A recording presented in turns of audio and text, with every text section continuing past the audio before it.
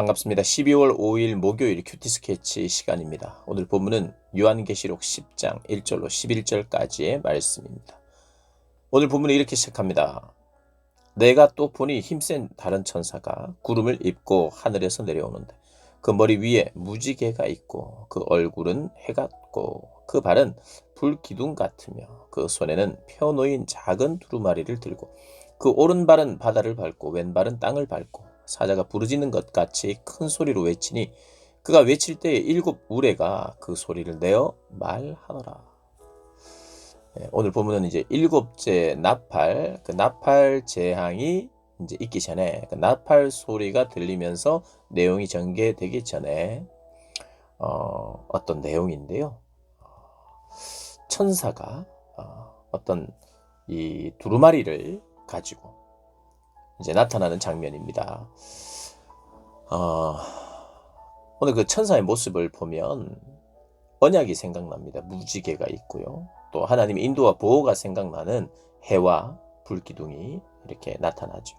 그래서 이 시작을 하면서 무지개가 해와 달이 그 이미지를 드러내는데 노아 홍수와 광야에서의 하나님의 보호하심, 도우심, 언약 이런 것들을 기억나게 하면서 그런 하나님의 보호와 인도의 이미지를 드러내고 있습니다. 누가요? 하나님이 그런 분이라는 거예요. 이스라엘 백성들에게, 믿는 자들에게, 믿음 있는 자들에게 그런 하나님이신 것을, 그런 분이라는 것을 드러내면서 이분이 지금 심판하시고 구원하시는 일들을 하고 계시죠. 그래서 그것을 계속해서 묘사하고 있습니다. 그런데 하나님의 계시, 하나님이 드러내어 주신다는 걸 계시라고 해요. 그럼 우리는 계시를 통해서 하나님을 압니다. 그러니까 이런 거죠. 하나님 우리가 어디까지 아느냐? 하나님이 보여주신 만큼 알아요. 그게 계시입니다. 드러내신 만큼 우리는 하나님을 알게 돼요. 이 땅을 살아가는 동안 하나님을 다 알 수 있다? 그럴 수 없어요. 그러면 영원히 우리가 하나님과 천국에서 교제할 때는 하나님을 다 알 수 있는가? 아니요. 그것도 영원히 알아가는 거예요. 하나님 무한하신 분이니까 그렇습니다. 어쨌든 이 땅을 사는 동안은 하나님이 보여주시는 것만 알아요. 그래서 하나님의 계시가 나타나는데 오늘 좀 재미있는 내용이 나옵니다. 4절에 일곱 우레가 말할 때에 내가 기록하려고 하다가 곧 들으니 하늘에서 소리가 나서 말하기를 일곱 우레가 말한 것을 임봉하고 기록하지 말라. 임봉하고 덮어놔라는 거예요. 일곱 우리가 말한 것을, 그 내용을 적지 마라 이렇게 이야기합니다. 그러니까 계시가 마치 드러나는 것 같은데 그 계시를 가리고 있어요. 그러니까 하나님이 드러낸 것만 우리가 알게 된다는 겁니다. 하나님이 알려주신 때에 하나님이 알려주신 만큼만 알아요. 그러니까 심판도 마찬가지라는 겁니다. 지금 이게 예정된 심판이 취소될 것 같은 그것이 하나님의 기회 주심과 은혜의 주심의 암시거든요. 그래서 그것을 덮어놓으라는 거예요. 그리고 또 우리가 무엇을 생각할 수 있느냐 하면 제가 말씀드렸듯이 하나님의 모든 것을 우리에게 공개한다. 그게 아닙니다. 하나님은 우리에게 비밀을 가지고 좀 비밀스러운 존재가 되고 싶어서가 아니라 하나님의 뜻과 하나님의 영광을 위하여 또 인간의 유익과 인간의 복을 위하여 보여주시는 것만큼만 보여주고 계시다는 것을 오늘 본문이 이야기하는 거예요. 어떻게 보면 보고 막 적으려고 하는데 그것을 막는 것 같은 좀 해프닝 같은 좀 우스운 이야기가 지금 전개되는 것 같은데 그 의미가 그런 것이라는 겁니다. 하나님이 드러내 주시는 만큼 우리가 볼 수 있고 알 수 있고 하나님이 덮으시면 인봉을 닫으시면 적지 않으면 못한다는 거예요. 모른다는 거예요. 그러나 하나님의 때가 되면 그것을 또 알려주시기도 한다는 거예요. 그 하나님이 여기 쭉 보면 내가 본 바다의 땅을 밟고 그러면 주권을 가지고 계시다는 겁니다.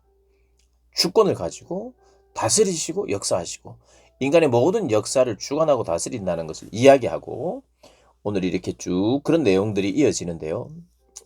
7절을 보면 일곱째 천사가 소리내는 날 그의 나팔을 불려고 할 때에 이제 아직 안 불었습니다. 11장 넘어가야 돼요. 하나님이 그 종 선지자들에게 전하신 복음과 같이 하나님의 비밀이 이루어지리라 하더라. 하나님의 비밀이 여러분 하나님의 비밀, 복음의 비밀, 그 비밀의 핵심이 누굽니까? 예수 그리스도예요. 그래서 예수 그리스도를 통한 구원과 심판이 그 하나님의 비밀이 이제 이루어질 것을 지금 이야기하고 있는 것입니다. 그리고 나서 두루마리 손에 펴, 이 8절에 하늘에서 나서 내게 들리던 음성 또 내게 말하여 이르되 네가 가서 바다와 땅을 밟고 서 있는 천사의 손에 펴놓인 두루마리를 가지라 하기로 내가 천사에게 나아가 작은 두루마리를 달라 한즉 자, 그 두루마리를 가지라 합니다. 그 두루마리 뭐가 쓰여져 있죠? 하나님의 구원의 역사가 쓰여져 있고 그것이 두루마리입니다. 구원과 심판의 메시지가 거기에 있는 거죠. 그런데 그것을 달라고 하라는 겁니다. 그래서 가서 두루마리를 가지기 위해서 왔더니 9절에 이걸 먹어라 이렇게 먹어버리라. 네 배에는 쓰나 네 입에는 꿀같이 달리라 하거늘 내가 천사의 손에서 작은 두루마리를 갖다 먹어버리니 내 입에는 꿀같이 다나 먹은 후에 내 배에서는 쓰게 되리라. 이것이 상징하는 바가 있어요. 하나님의 말씀을 먹는다. 두루마리인데 종인데 그걸 먹는다는 것도 웃긴 거죠. 하나님 뭐 먹지 못할 걸 왜 먹이라 하느냐. 그게 상징이고 의미죠. 그리고 실제로 또 먹었을 수도 있고 먹어도 문제가 되지 않을 수 있어요. 하나님은 하나님의 말씀이기 때문에. 그래서 그걸 먹었더니 진짜 말처럼 입에는 단데 배에는 쓴 거예요. 이게 상징에는 의미가 있잖아요. 그 의미를 우리가 거의 대부분이 이렇게 생각할 수 있어요. 하나님의 말씀이 우리 입에 달다. 꿀송이처럼 단 게 하나님의 말씀이에요. 하나님의 말씀이 기쁘고 즐겁고 그 말씀대로 되기를 원하는 우리 간절한 마음이 함께 할 때 굉장히 달고 맛있죠. 그런데 그렇기만 하냐? 그렇지 않다는 거예요. 그 말씀대로 살아가고 그 말씀을 왜곡하지 않고 그 말씀대로 순종할 때는 쓴맛도 있다는 거예요. 그리고 배에는 쓰다는 거예요. 하나님의 말씀에 대한 이 두 가지. 여러분, 하나님의 말씀이 우리에게 주어질 때 꿀송이처럼 달 때도 있지만 그 말씀이 우리를 아프게 할 때가 있어요. 내 배에 씁니다. 우리가 하나님의 말씀을 대하는 감각이 우리가 이 두 가지라는 의미예요. 하나님의 말씀이 꿀송이처럼 달고 기쁘고 감사하지만 환영하지만 때로는 이 말씀이 나를 찌르고 나를 고치고 나를 고통스럽게 하고 변화되기를 계속해서 도전하고 그래서 내 배에 쓰다는 거예요. 힘들다는 겁니다. 아프다는 겁니다. 여러분 그리스도인으로 산다는 게 그런 것 아닙니까? 하나님의 말씀을 전한다는 게 또 그런 것 아닙니까? 하나님의 말씀을 전했더니 꿀과 같이 사람들이 좋아하고 기뻐하고 돌아오는 일도 있지만 박해와 또 고난 속에 이것이 공존하는 거예요. 기쁨과 슬픔과 아픔이 공존하는 즐거움과 아픔이 공존하는 거예요. 그러니까 하나님 예수님을 믿으면 슬펐다가 기뻤다가 슬펐다가 기뻤다가 조울증 걸린 사람처럼 이렇게 된다는 뜻이 아니라 복음의 성격 자체가 사람들에게 기쁨도 되지만 복음을 거부하고 싶은 내용이기도 하다는 거예요. 그 요한이 말씀을 먹고 말씀 사역을 이렇게 하는 거예요. 그리고 네가 이 알게 된 말씀을 편지로 쓸 뿐만 아니라 요한은요.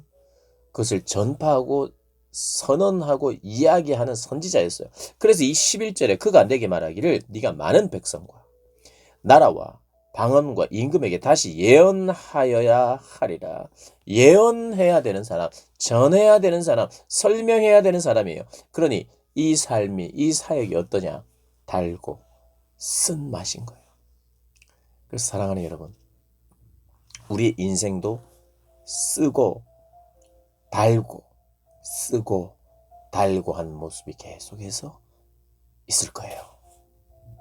궁극을 향하여 궁극적인 기쁨과 즐거움을 향하여 가면서도 쓰고 달고 쓰고 달고가 계속해서 이어질 것이에요.